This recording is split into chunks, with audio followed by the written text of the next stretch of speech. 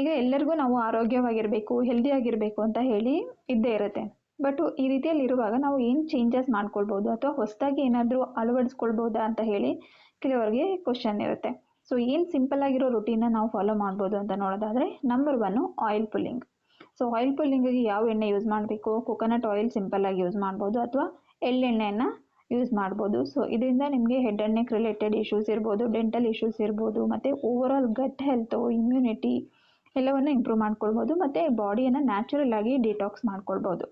ಇದು number one. Number two ಇನ್ನೊಂದು ಏನಂದರೆ, ಪ್ರತಿ ಮೀಲ್ಸ್ನಲ್ಲಿ ಸ್ವಲ್ಪ ಪ್ರೋಟೀನ್ ಅಂಶವನ್ನು ಇನ್ಕ್ಲೂಡ್ ಮಾಡ್ಕೊಳ್ಳೋವಂಥದ್ದು. ನೀವು ಯಾವಾಗ ಪ್ರೋಟೀನ್ ಅಂಶವನ್ನು ಇನ್ಕ್ಲೂಡ್ ಮಾಡ್ಕೊಳ್ತೀರಾ ಅದ್ರ ಜೊತೆಗೆ ಸ್ವಲ್ಪ ಫೈಬರನ್ನು ಇನ್ಕ್ಲೂಡ್ ಮಾಡ್ಕೊಳ್ಳೋವಂಥದ್ದು ಮತ್ತು ಸ್ವಲ್ಪ ಕಾರ್ಬೋಹೈಡ್ರೇಟ್ನಲ್ಲಿ ಕಮ್ಮಿ ಮಾಡ್ಕೊಳ್ಳೋವಂಥದ್ದು.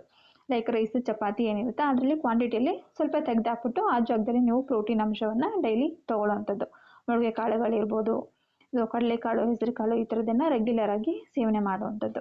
ಸೊ ಇದರಿಂದ ನಿಮಗೆ hair health, skin health, immunity ಮತ್ತು ಓವರಾಲ್ ಎನರ್ಜಿ ಲೆವೆಲ್ಸ್ ಎಲ್ಲವೂ ಕೂಡ ಇಂಪ್ರೂವ್ ಆಗುತ್ತೆ. ಇನ್ನು ಮೂರನೇದು, ಬೇಗ ಊಟವನ್ನು ಮುಗಿಸುವಂಥದ್ದು. ಲೇಟ್ ನೈಟ್ ಡಿನ್ನರನ್ನು ಅವಾಯ್ಡ್ ಮಾಡುವಂಥದ್ದು. ಸೊ ಇದರಿಂದ ಏನಾಗುತ್ತೆ, ನಿಮಗೆ ಡೈಜೆಷನ್ ಇಂಪ್ರೂವ್ ಆಗುತ್ತೆ, ನಿದ್ದೆ ಚೆನ್ನಾಗಿ ಬರುತ್ತೆ ಮತ್ತು ನಿಮ್ಮ ಗಟ್ ಹೆಲ್ತ್ ಕೂಡ ಸುಧಾರಿಸುತ್ತೆ. ನೀವು ಯಾವಾಗ ಬೇಗ ಡೈಜೆಷನ್ ಮುಗಿಸ್ಕೊಂಡು ಊಟವನ್ನು ಮುಗಿಸ್ಕೊಂಡು ನಿಮ್ಮ ಗಟ್ಟಿಗೆ ಯಾವಾಗ ರೆಸ್ಟ್ ಕೊಡ್ತೀರಾ, ನಮ್ಮ ಬಾಡಿ ಹೀಲ್ ಆಗಲಿಕ್ಕೆ ಅದಕ್ಕೆ ಸಮಯ ಕೊಟ್ಟಂಗೆ ಆಗುತ್ತೆ. ಸೊ ಹೋಲ್ ನೈಟ್ ಅದಕ್ಕೆ ನಿಮ್ಮ ಬಾಡಿಗೆ ಟೈಮ್ ಸಿಗುತ್ತೆ.